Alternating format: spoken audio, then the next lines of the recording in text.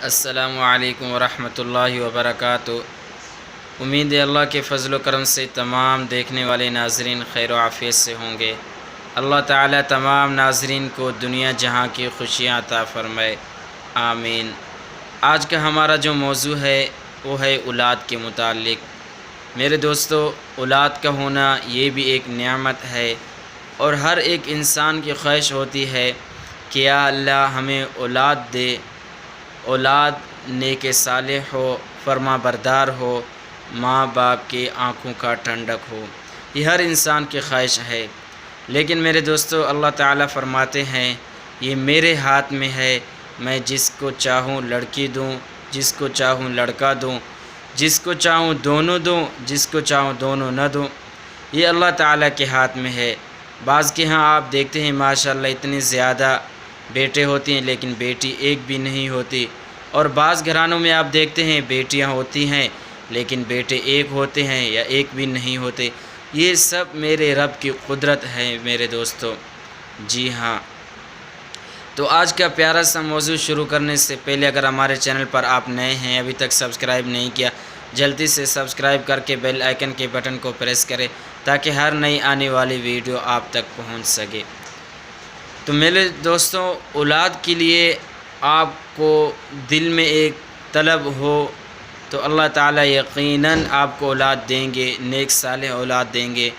میرے دوستو، جس چیز کو انسان فکر لاحق ہو جاتا ہے، ہر وقت فکر کرتا ہے، دعائیں مانگتا ہے، اللہ تعالیٰ اسے وہ چیز ضرور دیتے ہیں۔ تو آج کا جو ہمارا موضوع ہے وہ بھی اسی اولاد کے متعلق ہے۔ آپ حضرات نے اللہ تعالیٰ سے خوب مانگنا ہے، کیونکہ میرے دوستو اللہ تعالیٰ نے یہ نہیں کہا کہ میرے سے فلاں بندہ مانگ سکتا ہے، فلاں نہیں مانگ سکتا، یا فلاں وقت میں مانگے فلاں وقت میں نہ مانگے۔ نہیں میرے دوستو، یہ دنیا کی مثال نہیں، بلکہ اللہ تعالیٰ سے آپ جب چاہیں جس وقت چاہیں مانگ سکتے۔ وہ ایک دنیا کی مثال ہے۔ آپ بادشاہ کے پاس جاتے ہیں، وہ کہتے ہیں ابھی نہیں صاحب، بزی ہیں، ابھی ٹائم نہیں ہے، ابھی بیس کانفرنس میں ہے۔ کئی طرح کی باتیں آپ کو سننے میں آتی ہیں، لیکن میں قربان جاؤں اس اللہ تعالیٰ پر، آپ جب بھی چاہیں اس اللہ تعالیٰ سے کنیکٹ ہو سکتے ہیں، رابطہ کر سکتے ہیں۔ وہ رابطہ کرنے کا طریقہ کیا ہے؟ بہت ہی آسان ہے، جس طرح ہمارے پیارے محمد عربی صلی اللہ علیہ وسلم کیا کرتے تھے، 2 رکعت نماز صلاۃ الحاجت پڑھ کے۔ تو انہوں نے ہمیں ایک طریقہ بتلایا، بس ہم نے اس طریقے کو نہ سمجھا اور پس پشت ڈال دیا، جس کی وجہ سے آج ہم ذلیل و خوار ہیں، ہمیں سمجھ میں نہیں آ رہا۔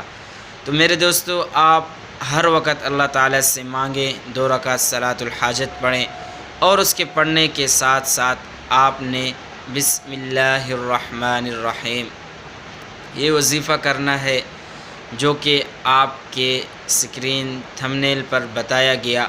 آپ نے اس وظیفے کو کم سے کم 100 بار میاں اور 100 بار بیوی پڑھے۔